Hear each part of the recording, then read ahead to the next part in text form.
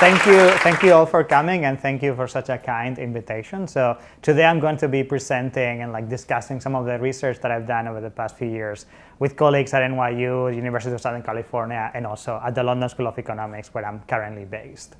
So until recently, the way in which most individuals consume political information, the way in which most of us learn about what's happening in the world, looked something like this, right? So it would be at the end of the day, we would sit in front of the TV, we would watch the evening newscasts, or maybe we would read the newspapers, magazines. We would talk with our friends and our family about what's happening in the world, and that's how we would consume political information. But nowadays, that picture looks slightly different, looks more like this, right? So we don't read print newspapers. We don't watch as much TV as before. We do a lot of things through the screens of our laptops, of our smartphones, or the other computers. Digital technologies are revolutionizing the way in which we consume political information. And that is having a very direct and identifiable impact also in our behavior. Right? So we've seen over the past few years the Arab Spring and this wave of protests, massive protests and demonstrations and rallies happening all around the world. And social media, digital technologies probably had something to do with that. We're now seeing how politicians, public officials, parties rely on digital technologies to broadcast messages to large audiences. Now that I'm talking about this, I don't think I need to justify this as much anymore, with Trump as president in the US. But that's something that is really changing. It have a massive impact in political accountability, communication strategies, election campaigns, and many other things. But today I want to talk about one specific transformation that has received a lot of attention, and that's the impact that social media and digital technology, so this transformation in how we consume political information, may be having on political polarization. Right? So there's this common idea, this conventional wisdom that maybe digital technologies are creating cyber balkanization, echo chambers, filter bubbles. It's drawing us apart, it's destroying democratic societies. Okay? So I want to talk about some of the research that we've done in that area. I'll start by presenting what I think is the standard conventional argument that a lot of people make in this space. Right? So the idea is social media, digital technologies are creating spaces where like-minded people can find one another. Right? These communities of people that share things in common. And this could be an interest in pictures of the sunset, or an interest in publishing or books or things like that. But it could also be white nationalism, alt-right, alt-left, all these type of things that are not as benign for democracy.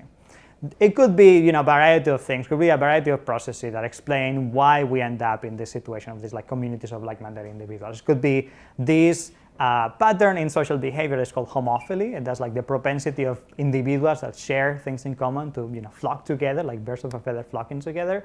It could be there's some kind of influence process, some kind of foreign interference, creating these enclaves of people that share an extreme political ideology.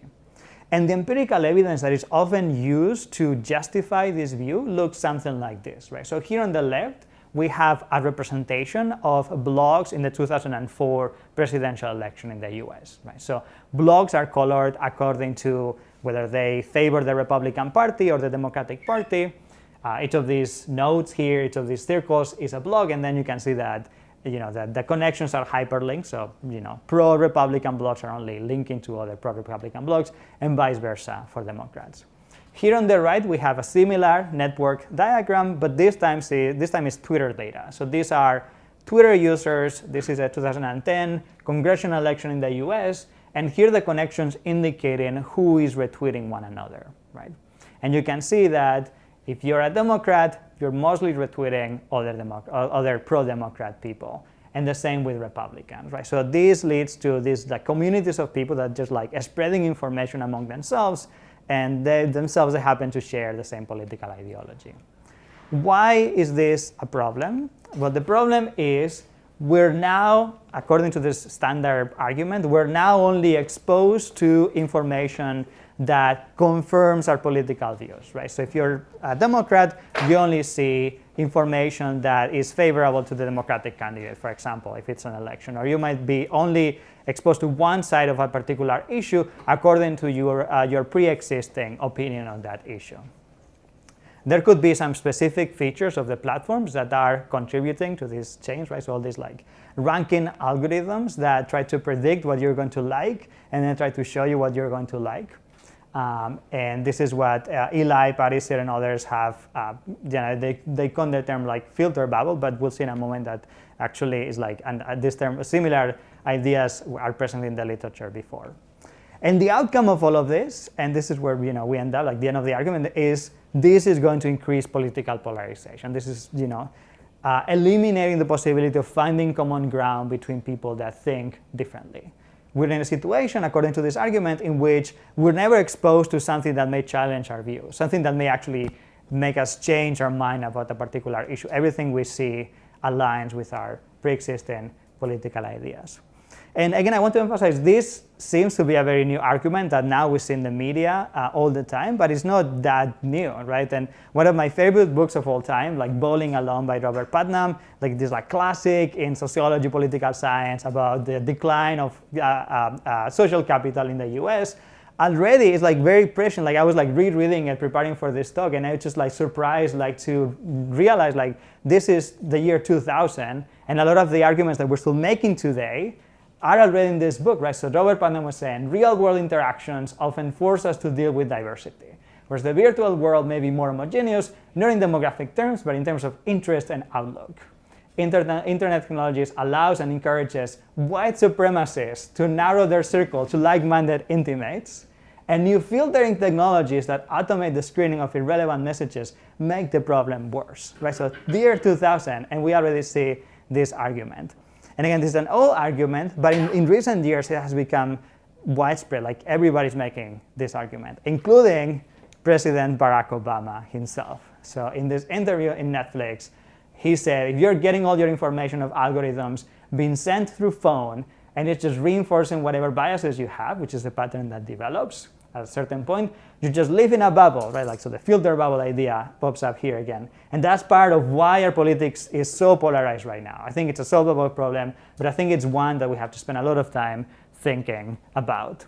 Right? So, very popular argument. And today I want to say, also wrong. There's when we look at the empirical evidence, and hopefully by the end of this talk I will convince you that actually there's not a lot of empirical evidence suggesting this is true, right? So the argument that I'm going to try to make, and which is based on the research that I've done and also empirical evidence from other existing studies, is the following. Right? So the echo chambers are actually empty, right? So while it might be true that most of the political interactions that take place on social media sites are exchanges between people that share political inclinations, cross-cutting interactions are actually more frequent than commonly believed, right? So interactions between people on the left and on the right, people on the right and the left, are actually way more frequent than what you could expect based on these earlier studies of this like conventional wisdom.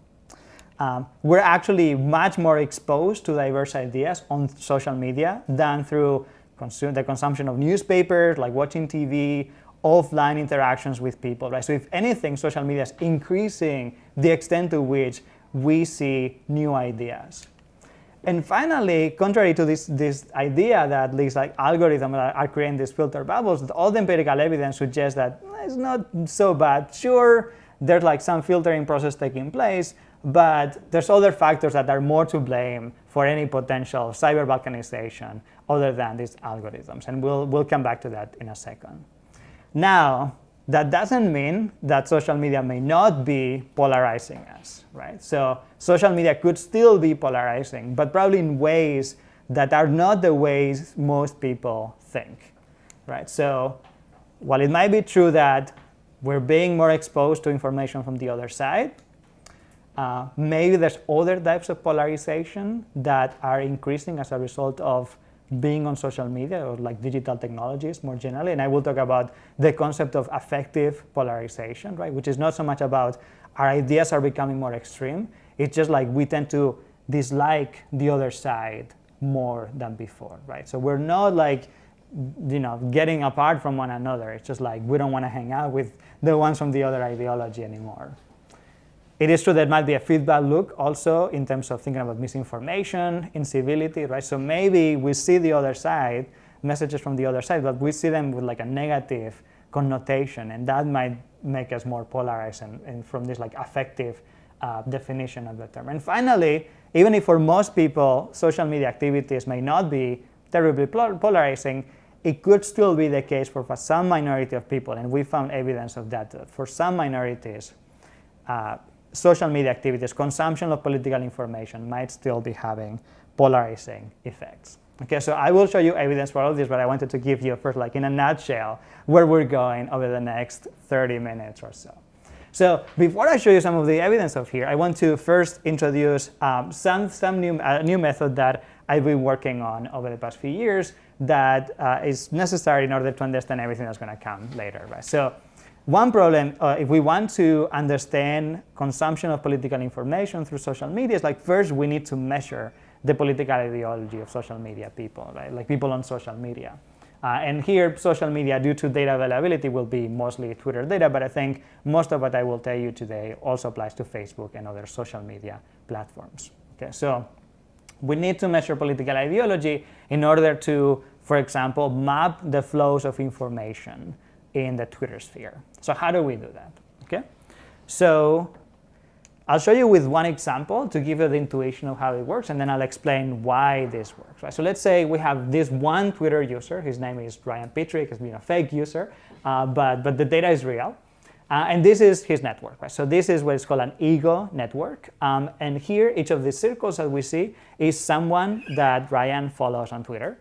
And then the connections are whether those people follow one another in turn, right? So we see very tightly interconnected networks. This is quite common when we go to social media networks because most of the people that we follow, they're people that we know, in the real world, so they're probably going to be following one another as well because they also know one another. So from this network, we're going to zero in on political accounts. So we're going to be looking at the political accounts that this particular user follows on Twitter.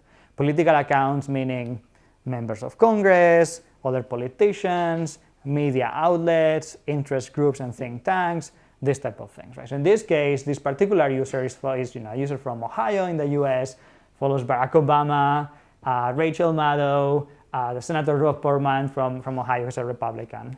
You can already guess that just like based on the accounts that he follows, he's probably going to be leaning left. Right? And this is something that I'll show you in a moment, empirical evidence that this actually works in practice.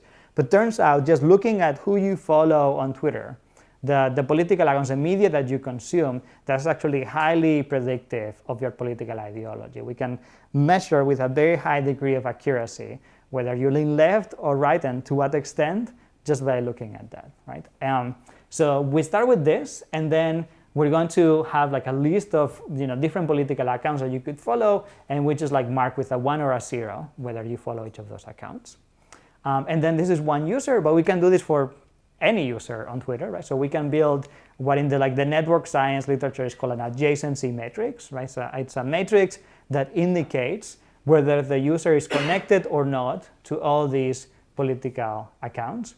And then we take these metrics and we apply some dimensionality reduction techniques, right? So we take these metrics and we try to scale those users, those users in the political accounts on a latent dimension, and that is going to be ideology, to compute a number that we're going to use to quantify your ideology, right? So this is a number that's going to be from approximately -3 to +3.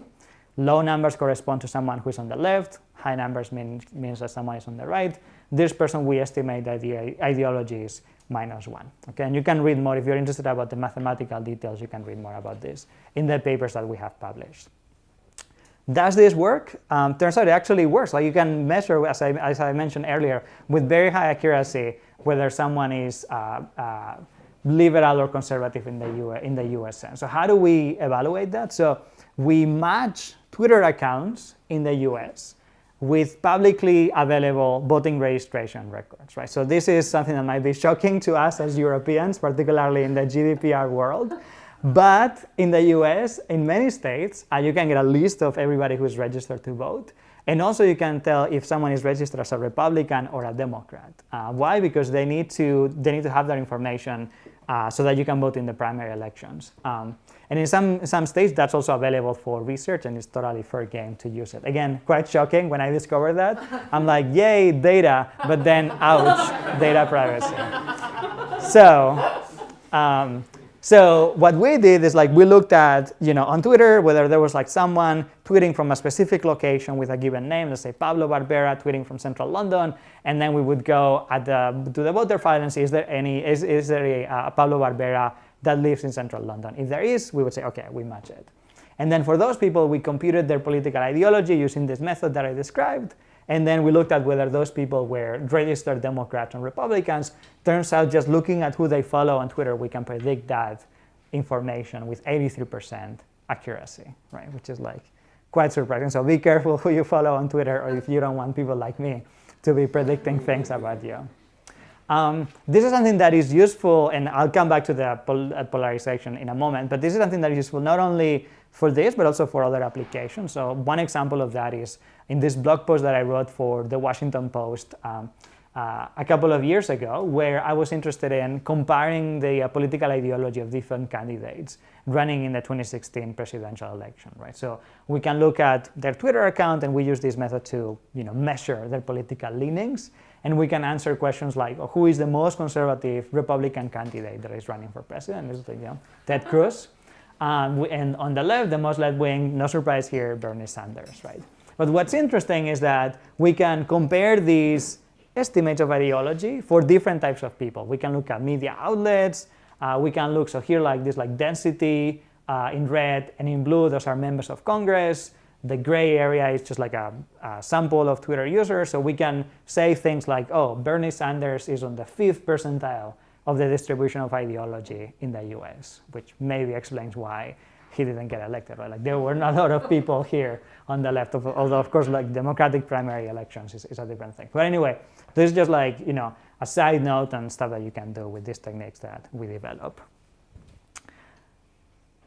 But going back to political polarization, right? So the first thing that I want to show you is it the case that information stays within the echo chamber, right? Is it the case that it doesn't travel far and wide to different parts of the network? And the way we looked at this was we tried to recreate some of those network visualizations that I showed you in the beginning that appear to have these very high levels of segregation. But this time we did it with our new measure of ideology that can be applied to a much larger sample of people. So it's not only blogs, or it's not only in the case of Twitter users, people using a very partisan hashtag. Now we can do this with almost everybody on Twitter. And once you look beyond the most partisan people, turns out that the picture looks slightly different, right? So here on the left, we have, again, similar visualization of the network of people tweeting about the 2012 election on Twitter. And these circles, and they're too small to see because there's a lot of people, there's 200,000 users in this plot. The circles are colored based on their political ideology with this method that we developed. And then the connections indicate whether they are retweeting one another or not. So what do we find? So in this case of this very partisan topic, we do find relatively high levels of segregation, right? So it's not surprising, people who are on the left, they tend to retweet mostly people on the left and vice versa. But we also see very high levels of intergroup exchanges, right? So we see a lot of people on the left retweeting people on the right, and people on the right retweeting people on the left. What this means in practice is that the information was not staying within the enclaves on the left or on the right. It was flowing through the entire network. So if someone was tweeting something that was with a liberal slant, that message would not stay only within liberals. It had the potential to reach everybody on Twitter, right? And this is a very partisan topic, but what happens when we look at other things that are not partisan at all? So let's say discussion of a major sports event like the Super Bowl in 2013. In those cases, we don't see this segregated pattern at all, right? And you might be thinking, well, why would we expect to see segregation when it comes to sports? Well, like if you think about this, like the main argument that we're all constantly not interacting anymore because of social media, then you would assume, well, that should apply to all types of discussions. And we don't see that in other sports events. And in fact, this is in a way like the extreme of the distribution. Like, of course, this is one of the most partisan discussions that you could have on Twitter. But even in this extreme, we, again, as I mentioned earlier, we do see that the information does not stay within these communities of like-minded individuals.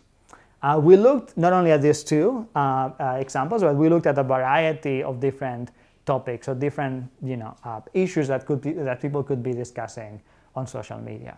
And we came up with a new way of visualizing these networks, right? Because one of the problems that we were having is like, how do you put hundreds of thousands of dots in just like one single graph? So what we did is like, okay, let's try to come up with these heat maps that show you the structure of like the macro structure of conversations on Twitter and how like information spreads across people of different ideology. So let me walk you through what we found here, and then I'll explain our main takeaway point. Right? So here on the x-axis, we have the ideology of who is creating the information, right? So he's the person like writing the message for the first time on Twitter. And then on the y-axis, we have the ideology of whoever is spreading that message, right? So again, the author, and then he's like the ideology of the retweeter.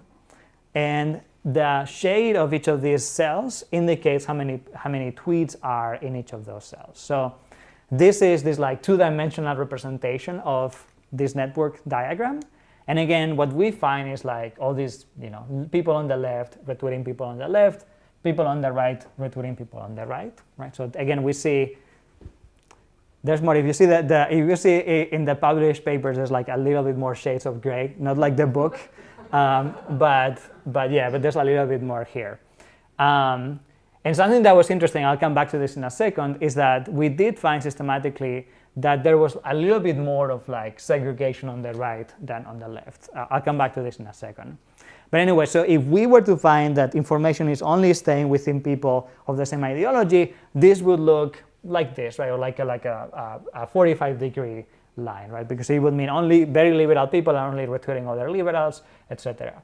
But when we look at this range of topics, we see many examples of information that is created by liberals. For example, these are like tweets about the minimum wage in the US, which was a major issue, still is today a major issue, political issue in the US. So you see a lot of information from liberals that makes it all the way to moderate conservatives, right? Or here, like, State of the Union, these are going to be a lot of tweets by Barack Obama. This is 2014, 2015. Those were the days. And you see how it's like, people from all types of ideology retweeting those messages.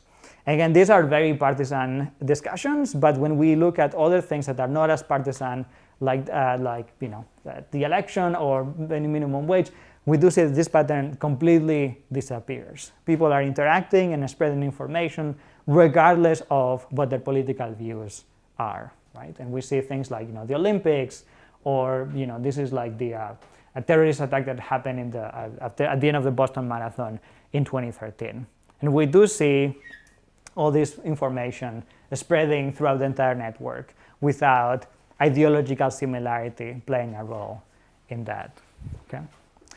We also found something that was like interesting, which is there was some dynamic patterns in how this like structure of like the information diffusion evolves over time, right? So it's not that these topics are static and fixed, but there's like some changes over time. So something that we found is that looking at this like Newtown shooting in this like elementary school in Connecticut, and this is like the days since we started collecting data, and in that case we started collecting data when it happened. And initially it was not a polarized topic at all, but it was like after 15, 20 days it became polarized because it was like framed in terms of like gun control versus gun rights.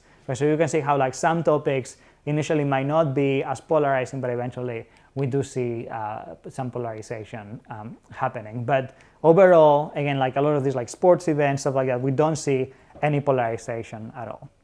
And the last small finding that I want to show you here that I think is important when we want to understand some of the patterns that we're seeing today on social media is this potential asymmetry between people on the left and people on the right. So something that we found is like systematically, people on the right, so conservatives, were less likely to engage with people of the other ideology than the other way around, at least in the US, right? So the way we measure this is like we build a model that predicts whether each person is more or less likely to retweet someone from the other side. And what we find is that after controlling for a series of factors, people who are conservative, and this is US data, it might be different in other countries, conservatives were less likely to engage in this like inter-ideological dissemination of information than the other way around. So just to give you an idea, so this is our estimated rate of cross-ideological retweeting, which means, so for example, 0.25 means for every tweet that is across ideologies, there are 4 that are within ideologies, right? And we see like systematically people who are liberals on the left in the US are more likely to retweet across ideological lines than the other way around. And this is consistent with some theories, empirical evidence in political psychology that shows that, again, at least in the US, liberals exhibit higher degrees of openness to change, whereas conservatives exhibit higher degrees of like system justification and some of these other personality traits that people have done research on in political psychology, right? So what is the conclusion of all of this? That at least when it comes to the diffusion of political information on social media, it is not the case that the information stays within the echo chamber. There's no such a thing as an echo chamber in that sense. But one limitation of all of this is the following, right? So we've only looked so far at how information spreads, but you could be retweeting stuff because you disagree with it, or you could be, it's something like, retweeting something, the other thing is like, do you actually see it? Are you actually exposed to it? So what we try to do next is like, okay, let's try to see if it is the case that people are only exposed to that information that confirms the prior beliefs, right? So it's not only about information diffusion anymore, now it's like what you see on social media. And it's a bit tough to measure that, but this is how we try to do it. So let's go back to Ryan Petrick, right? So we already used the political accounts that he follows on Twitter to measure his political ideology.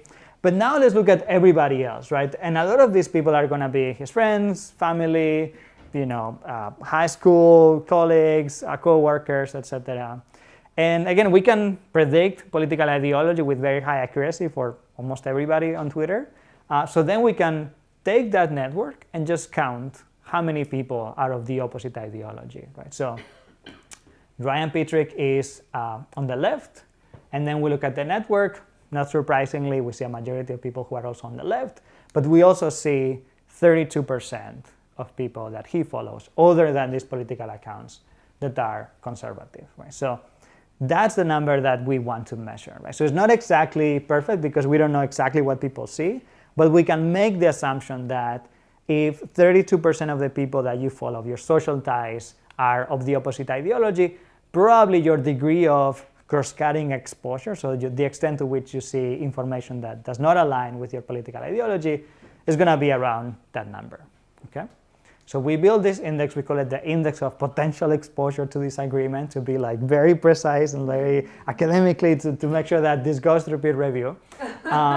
So we count, right? So here we have, this is for the number of users in the network of a given user I that are conservative or liberal, so we just count the proportion, right? It's actually a very simple proportion, right? So this is just like the proportion of individuals in a user's network that disagree with their ideological position. So if the user is conservative, of all the individuals for which we have an ideological estimate, how many of those are liberal, okay?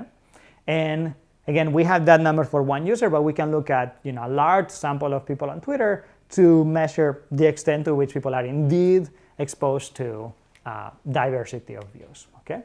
And this is the histogram of what that distribution looks like. So let me walk you through this, right? So here, it's just this index of potential exposure to disagreement. So 0% here would mean you never see anything that challenges you. Everything you see, potentially see, is something that aligns with your views. And this would be the world of like perfect homophily. You're only connected to other people that are exactly the same as you. 50% is the other extreme, right? So you're just like following people at random. Your network is like 50-50 liberal conservative, right?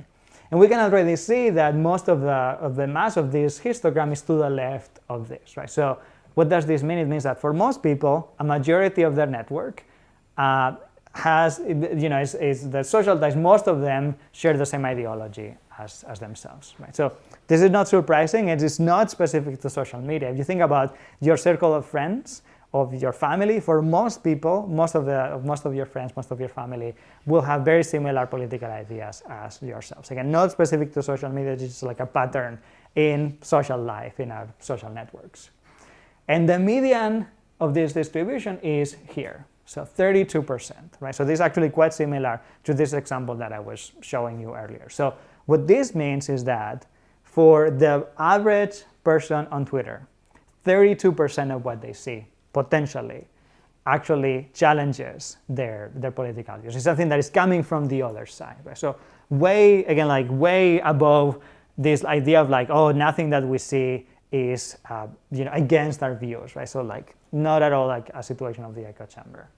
It is indeed the case, and I'll come back to this in a second. For some people, they are indeed in an echo chamber, right? But it's a minority. Like, there's very few people here. Most people are here. They still see some degree of diversity on social media, okay? And this is Twitter, but we also have some evidence from Facebook data, right? So there's like a paper that was published in Science 2015. Actually, they tried to measure exactly the same thing that we were trying to measure here. They had this index of cross-cutting content in the percent cross-cutting content that they see, right? And I'll walk you through this because I think it's actually quite interesting too. Like, the comparison is like remarkably similar, what they found on Facebook with what we found on Twitter, right? So this is if people were just like being, following other people at random. So again, kind of like similar to the 50% that I had earlier.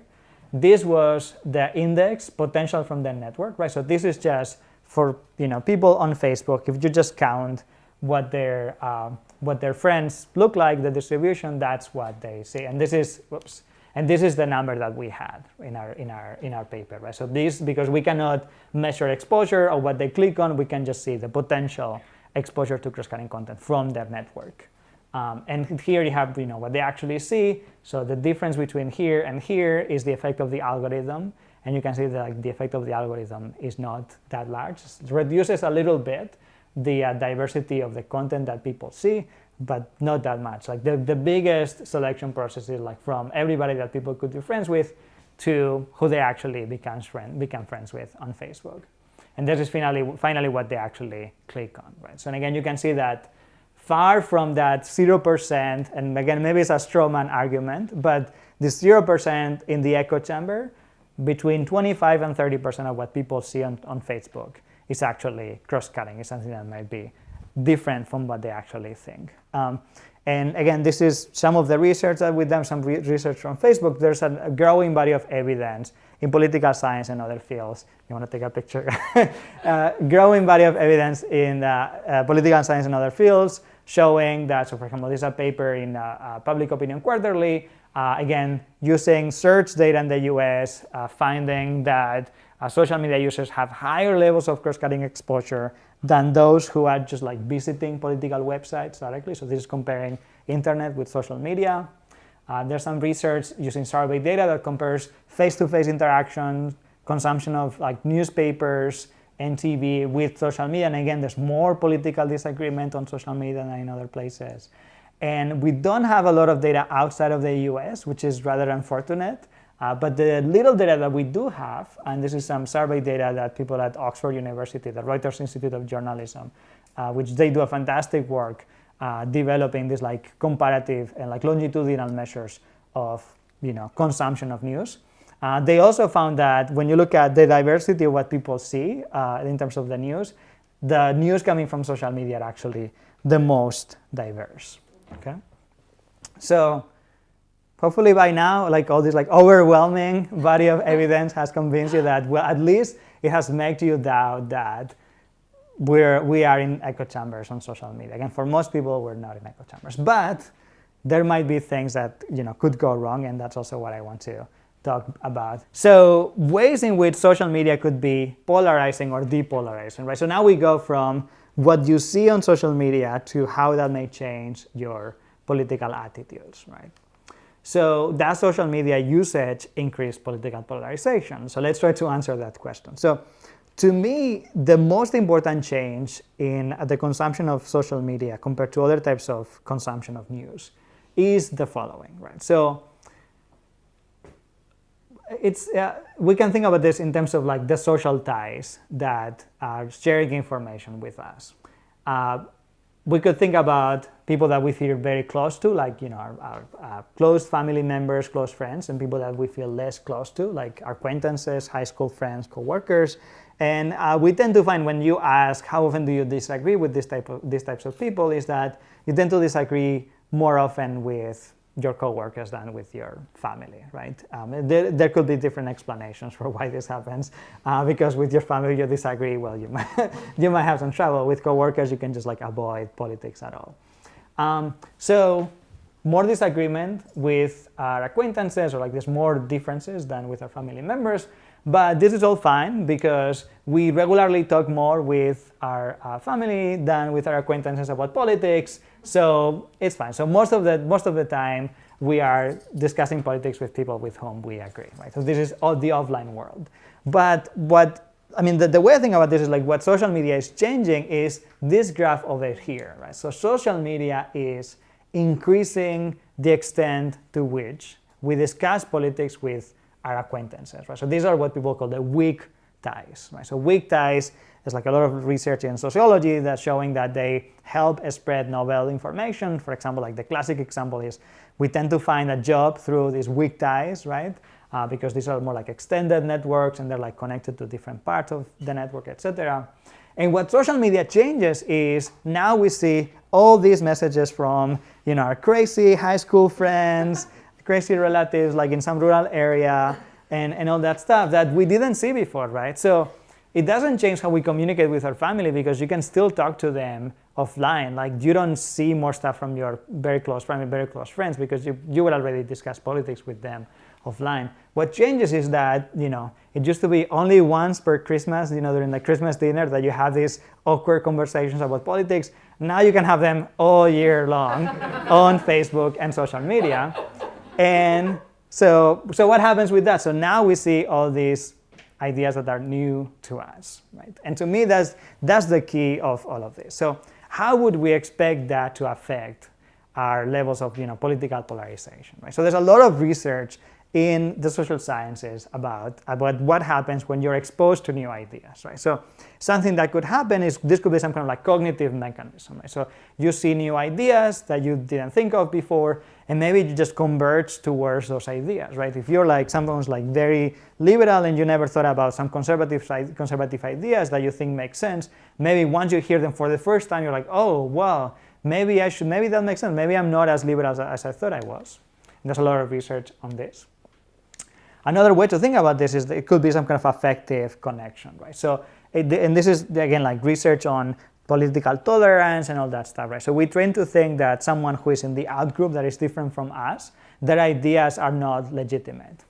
But now that we see those ideas and we see them in a context in which social cues are emphasized, maybe we're like, oh, well, maybe conservatives or maybe liberals are not as bad. Maybe there's something about what they're saying that I should listen to.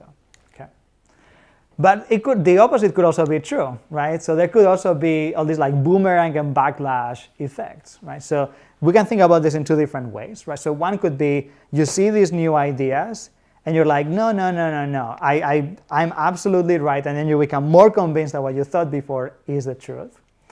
And the other side of this is that you could see those ideas in a context in which they are presented in a negative way, right? So on social media, there's a lot of emphasis on confrontation. We know negative stuff on social media tends to be retweeted more often.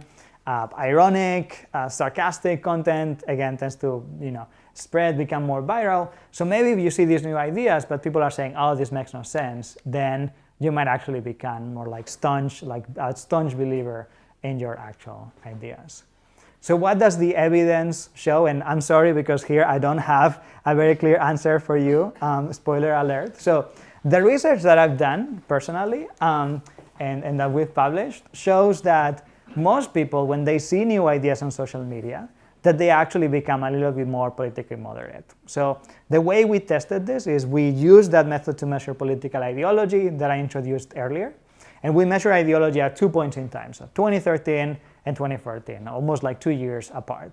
And then we looked at the extent to which individuals were exposed to this agreement on Twitter, and what happened. Did they become more moderate or did they become more extreme, right?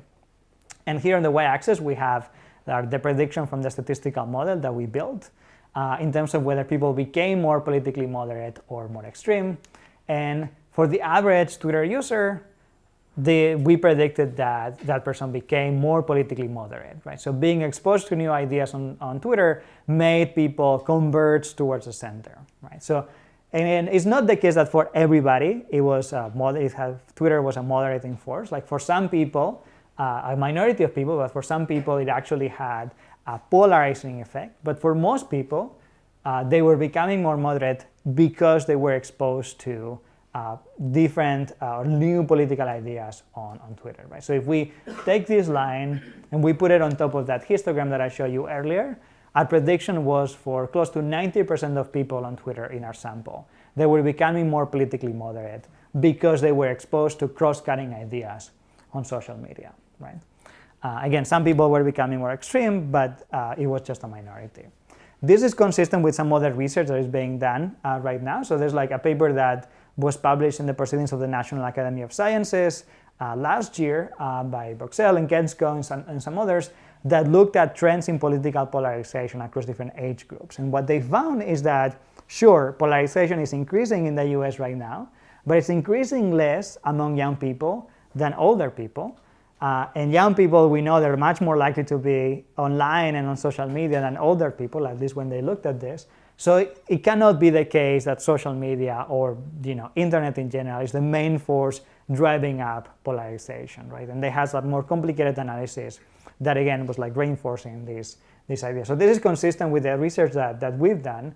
But there's also another paper that just came out again, also like a few months ago, that's showing the complete opposite. So Chris Vail from Duke University, they ran some experiments on Twitter as well with some bots, right? So they targeted people with messages that were of the opposite, right? If some people that were on the left, they were targeting them with messages that had some conservative slant, and the other way around for conservatives.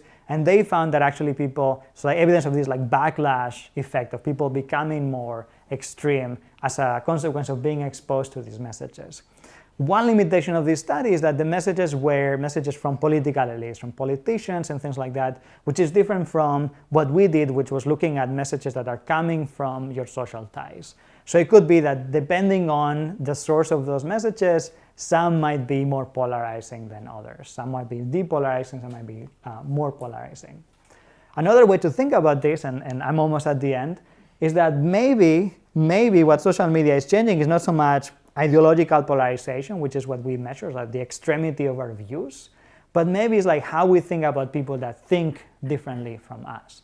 And this is what some researchers in American politics, or Shanto Iyengar and co-authors, they've called affective polarization, right? So the way they measure this is these feeling thermometers of how you feel about, so if you're a Democrat, how do you feel about Republicans? And they also have this like very interesting survey question, which is how would you feel if your daughter or son would marry someone of the opposite party?